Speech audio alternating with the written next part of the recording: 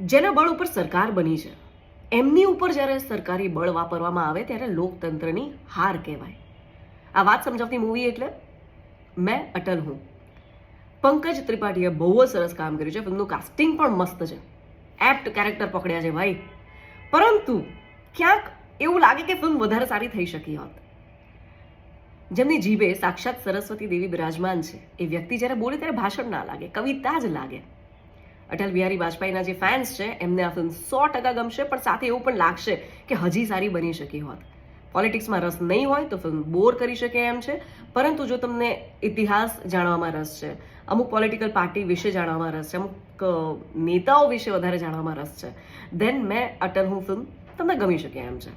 You will find a mix review, કારણ કે જે વ્યક્તિને ક્રિકેટ ના સમજાય એને જો તમે મેચમાં બેસાડો તો એને કંઈ ટપ્પુ નહીં પડે. બિલકુલ એવી જ રીતે જેને પોલિટિક્સ જ ના સમજાયું હોય કે આ નેતા જ ના સમજાયા હોય એને એમની વાત કઈ રીતે સમજાશે.